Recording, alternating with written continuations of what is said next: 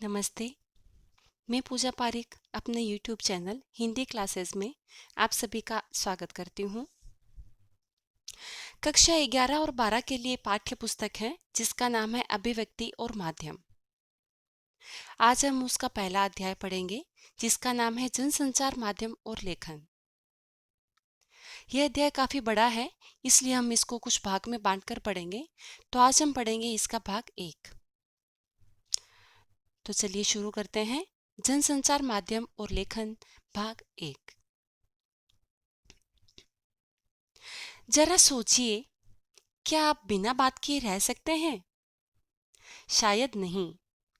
अकेलेपन और सोने के समय को छोड़ दिया जाए तो आप और हम अधिकांश समय अपनी छोटी छोटी जरूरतों को पूरा करने या अपनी भावनाओं और विचारों को प्रकट करने के लिए एक दूसरे से या समूह में बातचीत या संचार करने में लगा देते हैं।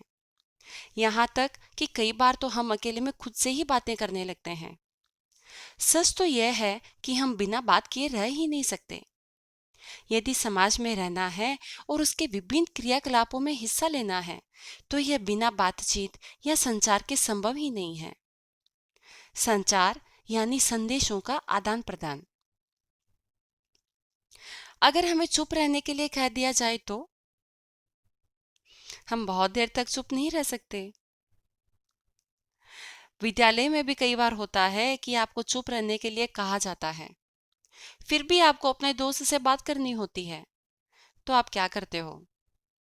इशारों में बात करते हो ना? यह भी संचार का एक माध्यम है। संचार यानी कि जीवन की निशानी। मनुष्य जब तक जीवित है वह संचार करता रहता है।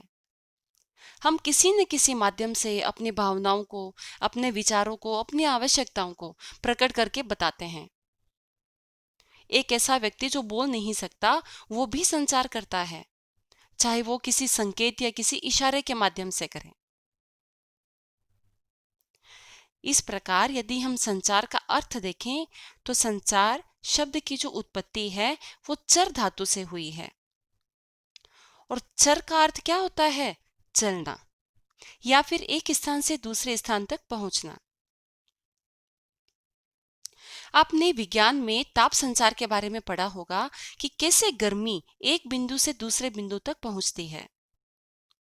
इसी तरह जो टेलीफोन का तार होता है या बेतार होता है, या अभी हम जैसे मोबाइल से बातें करते हैं, तो मौखिक या लिखित संदेश को एक जगह से दूसरी जगह भेजने को भी संचार ही कहा जाता है। लेकिन हम यहाँ जिस संचार की बात कर रहे हैं उससे हमारा अर्थ यह है कि दो या दो से अधिक व्यक्तियों के बीच सूचनाओं, विचारों और भावनाओं का आदान प्रदान। इस प्रकार यदि हम देखें तो चर धातु में सम उपसर्ग लगाने से संचार शब्द की उत्पत्ति हुई है। और यदि हम इसका अर्थ देखें तो दो या दो से अधिक व्यक्तियों के बीच सूचनाओं, विचारों व भावनाओं का आदान प्रदान ही क्या है? संचार कहलाता है। और ये हम सब हमारे जीवन में करते हैं, तो ये हमारे लिए कोई नई बात नहीं है। हम सभी इस बारे में जानते हैं। अभी संचार के संदर्भ में अगर सबसे महत्वपूर्ण परिभाषा कोई मानी जाती है तो वो है विल्बर श्रेम की। विल्बर श्रेम के अनुसार संचार अनुभवों की साझेदारी है। दरअसल एक दूसरे से संचार करते हुए हम अपने अनुभवों को ही एक दूसरे से बांटते हैं। लेकिन संचार सिर्फ दो व्यक्तियों तक सीमित करना नहीं है।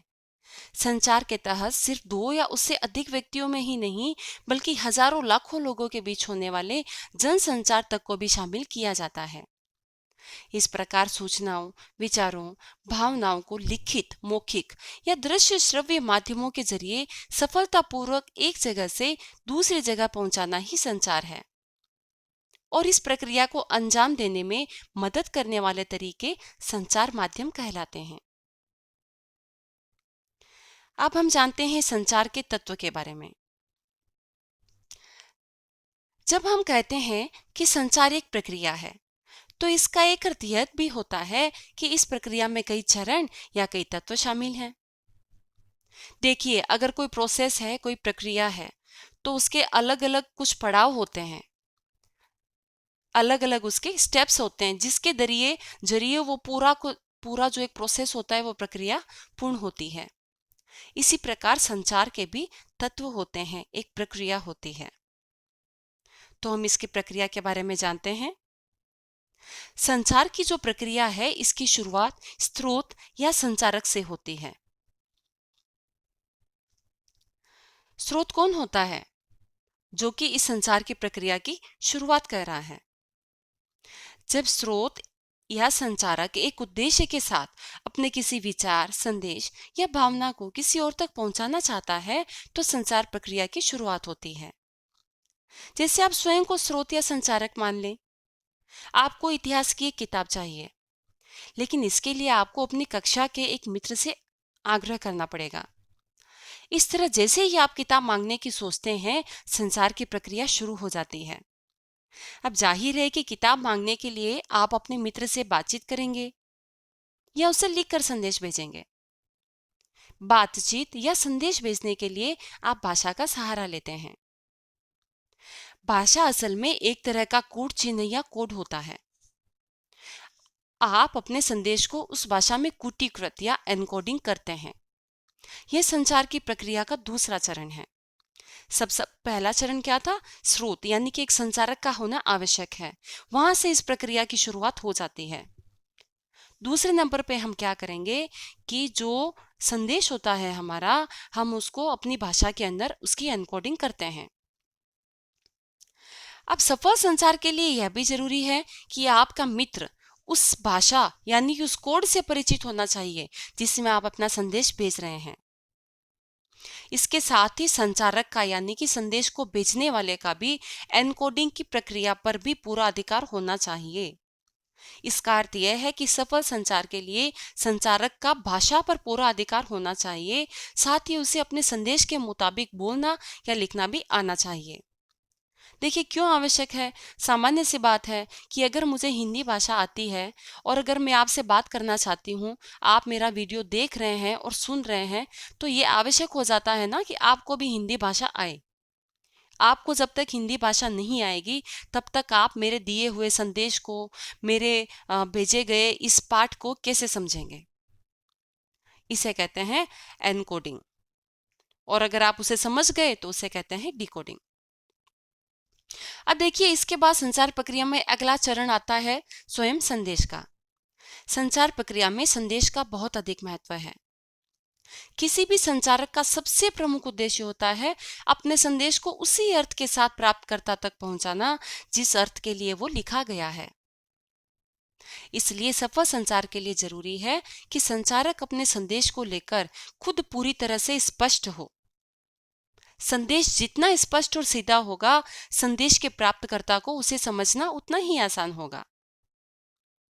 लेकिन संदेश को किसी माध्यम या चैनल के जरिए प्राप्तकर्ता तक पहुंचाना होता है। जैसे हमारे बोले हुए शब्द ध्वनि तरंगों के जरिए प्राप्तकर्ता तक पहुंचते हैं, जबकि जो दृश्य संदेश होते हैं वो प्रकाश तरंगों के जरिए।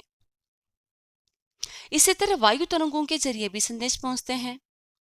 जैसे खाने की खुशबू हमें वायु तरंगों के जरिए पहुंचती है। स्पर्श या छूना भी एक तरह का माध्यम है। इसी तरह टेलीफोन हुआ, समाचार पत्र है, रेडियो, टेलीविजन, इंटरनेट और फिल्म, ये सभी माध्यम हैं जिसे हम हमारा संदेश प्राप्तकर्ता तक पहुंचाते हैं। जैसे मेरे पास अभी इंटरनेट है, मोबाइल है या लैपटॉप है, तो मैं इन सब की सहायता से मेरा जो संदेश है वो आप सब तक पहुंचा रही हूँ। तो यहाँ पर जो लैपटॉप है, मोबाइल है या इंटरनेट है, ये सब क्या है? ये माध्यम है, चैनल है। और आप लोग उसके आगे क्या हैं? आप लोग प्राप्तकर्ता हैं, यानी कि रिसीवर। प्राप्तकर्ता यानी रिसीवर प्राप्त संदेश का कूट वाचन यानी कि उसकी डिकोडिंग करता है। भेजने वाला क्या करेगा? एनकोडिंग। और जिसको मिला है वो क्या करेगा? डिकोडिंग। डिकोडिंग का अर्थ है प्राप्त संदेश में निहित अर्थ को समझने की कोशिश। एक तरह से एनकोडिंग की उल्टी प्रक्रिया है। इसमें संदेश का प्राप्तकर्ता उन चिन्हों और संकेतों के अर्थ निकालता है।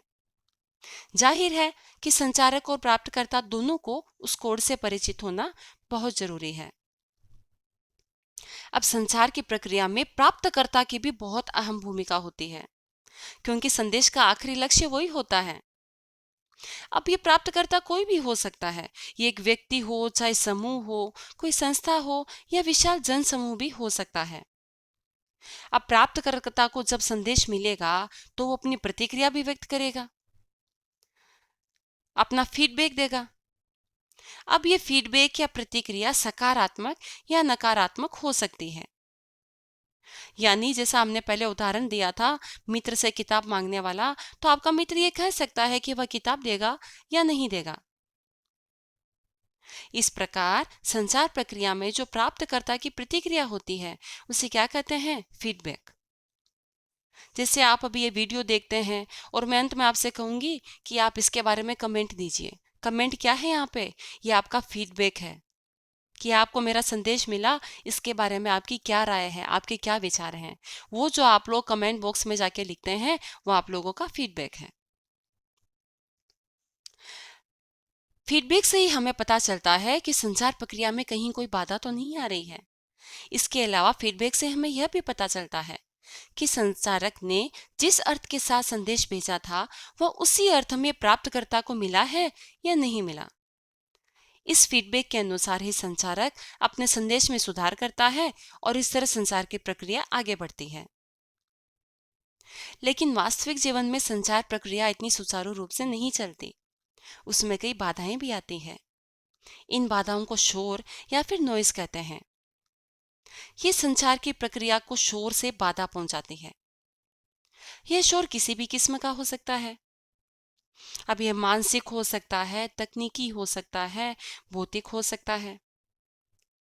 जैसे मैं अभी बोल रही हूँ, मैं रिकॉर्ड कर रही हूँ और आसपास से अगर जोर जोर से आवाजें आने लग जाए तो ये क्या होगा? ये बाधा होगी संचार प्रक्रिया में, जो कि शोर से उत्पन्न हो जाएगी।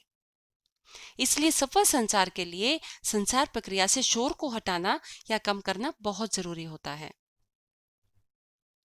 तो ये थी हमारी संचार की प्रक्रिया।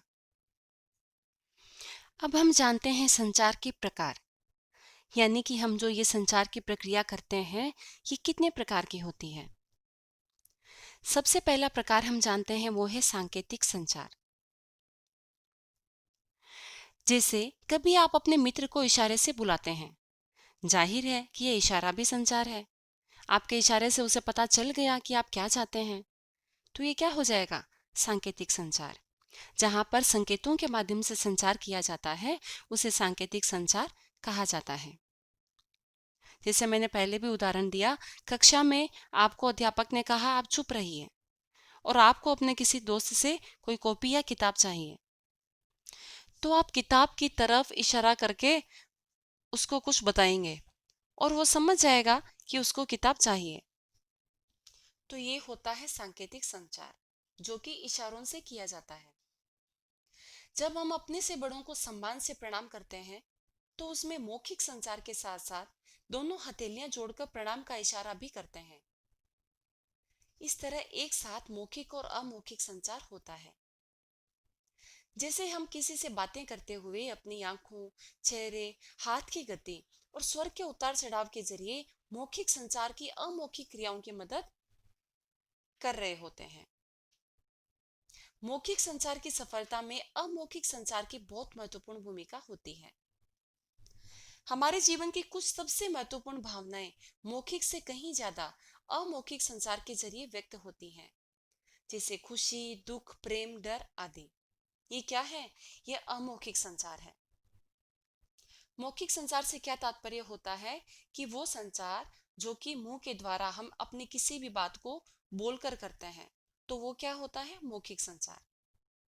अमौखिक संचार जब हमारे मन में जो भी भावनाएं आती हैं उनको हम मौखिक संचार के साथ प्रकट करते हैं, तो वो अमौखिक संचार हो जाता है। जब हम अमौखिक क्रियाओं की मदद लेते हैं, हमारे शरीर के या चेहरे के जो विभिन्न हाव भाव होते हैं।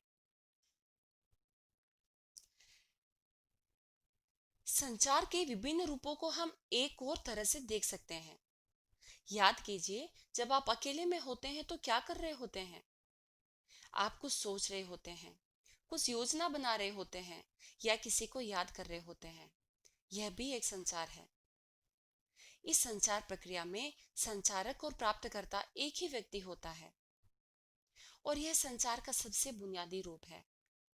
इसे क्या कहते हैं? इसे कहते हैं अंतःवैयक्तिक संचार, जिसे कहते हैं इंट्रापर्सनल।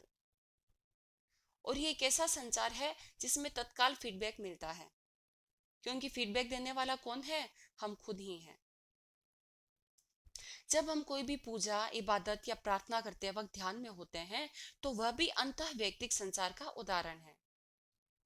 किसी भी संचार की शुरुआत यहीं से होती है। हम पहले सोचते हैं, उसके बाद किसी से बात करते हैं। स्पष्ट है, किसी भी विषय पर हम सोच विचार करते हैं तो यह भी संचार का ही एक रूप है। इसके बाद संचार का एक अन्य और प्रकार आता है जिसे कहते हैं अंतरवैयक्तिक संचार, जिसे इंटरपर्सनल भी कहा जाता है।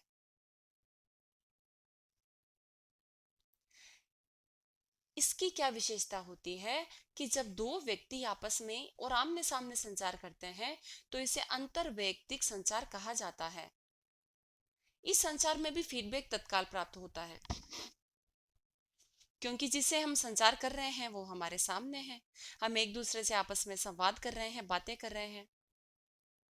संचार का यह रूप पारिवारिक और सामाजिक रिश्तों की बुनियाद है। नौकरी और दाखिले के लिए होने वाले इंटरव्यू में आपके इसी कौशल की परख होती है।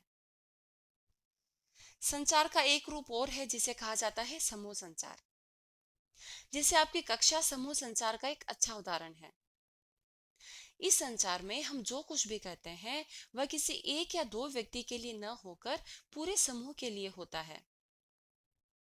समूह संचार का उपयोग समाज और देश के सामने उपस्थित समस्याओं को बातचीत और बहस के जरिए हल करने के लिए होता है। अब संसद में जब चर्चा होती है तो ये किसका उदाहरण है? समूह संचार का।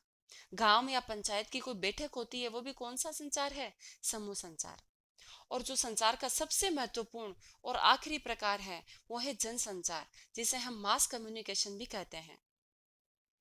जब हम व्यक्तियों के समूह के साथ प्रत्यक्ष संवाद के बजाय किसी तकनीकी या यांत्रिक माध्यम के जरिए यानी कि टेक्नोलॉजी के माध्यम से समाज के एक विशाल वर्ग से संवाद कायम करने की कोशिश करते हैं तो इसे जनसंचार कहा जाता है।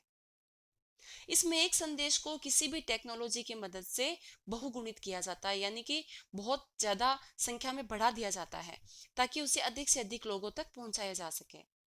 और इसके लिए हमें किसी उपकरण, माध्यम या किसी गैजेट की मदद लेनी पड़ती है, जैसे अखबार, रेडियो, टीवी, सिनेमा, इंटरनेट।